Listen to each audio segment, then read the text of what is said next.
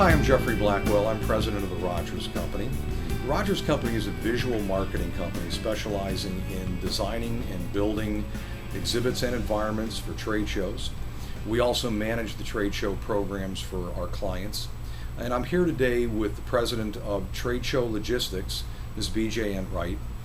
Trade Show Logistics is a show general contractor, and we thought for purposes of educating and helping our clients understand the cost of exhibiting at trade shows, that we would have a dialogue between us regarding why do things cost what they cost, and how can we perhaps as exhibitors and as show contractors reduce our rates or help our clients reduce their cost of going to shows. Because after all, going to a trade show is a very expensive proposition, and one today that's being scrutinized more closely than perhaps it has been for years.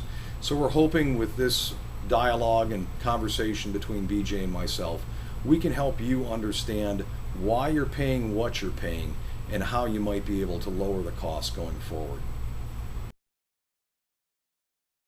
Yeah. BJ, for most clients, the cost of drayage is really a hot button. Can you explain what is drayage? Drayage is actually really simple. It's really just the moving of your shipment from the dock to your booth, then taking away your empty containers, putting them into storage, bringing those empty containers back, and then reloading your shipment back onto the truck at the close of the show. So it's very a material simple. handling fee. It's a material handling fee. Both terms are used. Okay, so why is it such a point of contention? Why do so many people get upset when they get their drayage bill? The reason that it is such a bone of contention is that it's confusing and it's expensive. There can be as many as 24 different rates that you could possibly pay for your material handling. Each of those surcharges come with at least a 25% fee, and unfortunately in a lot of cases you don't, as the exhibitor, control the variables that are going to put you into a surcharge situation. For example, if you ship your materials to the advanced warehouse, which is an excellent idea to do, it could get all delivered to the show site on overtime, and you may not have even known that because you weren't even in the building. But there's more to drayage in terms of what it's covering overall in the grander scheme of things of a show. Right. So as a show contractor, you're getting paid for drayage, but what are those funds being used to cover in terms of the show itself? So drayage is really covering a lot of the other costs. A general contractor does not charge, as an example, for their designers and the account managers that plan the event and all the people and foremen. So unfortunately, drayage has sort of become the funder. What can show organizers, show owners do to lower the drayage rates or some of the other fees even associated with shows? I think they need to put themselves in their exhibitor's shoes. And they really need to think about what are their exhibitors' costs. Not just what is it going to cost me for the aisle carpet and the facility rental, but what is it going to cost my exhibitors?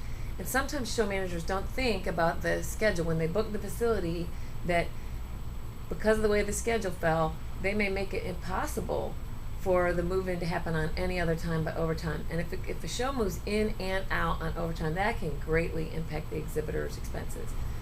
Show organizers should also look at the different cities. Union jurisdictions in each city and rates vary greatly from city to city. So is it feasible for the owners of the shows, the show organizers, the associations, to tell exhibitors when they sign up and make their floor space commitment what the rates are going to be for next year's show, so that we can create budgets that are viable?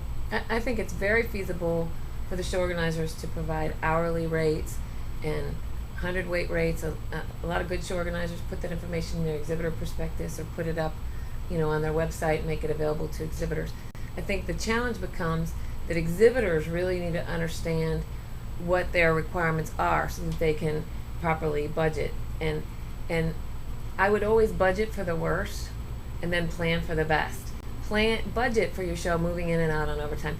Budget for your freight coming in at special handling or uncrated. Plan for some surcharges in there, and then call your contractor or call your vendors, your suppliers, your exhibitor appointed contractor, and ask them, as you get closer, once that kit comes out, ask them to help you put your budget together. Pull your last year's history information together, give it to your suppliers, speak openly and honestly with your suppliers, and then put together a budget and then try to stick to it. Do you agree with me, though, that when, again, as an exhibitor, when I'm signing up and making that commitment to next year's show and committing to the floor space, that at that time I should know what those rates are going to be?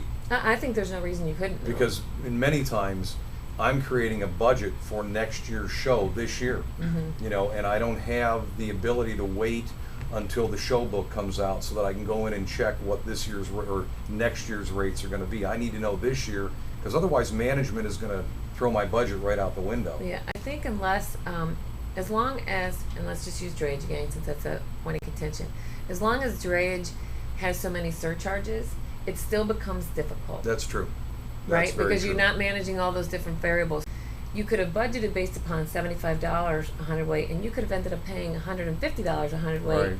if you came in on overtime or got hit with special handling or what have you. So if show managers went to a net rate and general contractors went to more of a this is all-encompassing rate, then yes, it would make it easier to budget. But what most general contractors will tell you is that that hurts the guy who came in on straight time.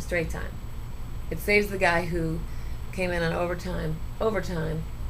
He wins, but the guy who came in on straight time lost. Well, and I personally, I'd be willing to pay a little bit more in order to have budget certainty than to pay less and hope that I came in on straight time and out on straight time. I think I agree with that, because I think what happens is you put yourself as an exhibit manager in the position of asking either permission or forgiveness. Right.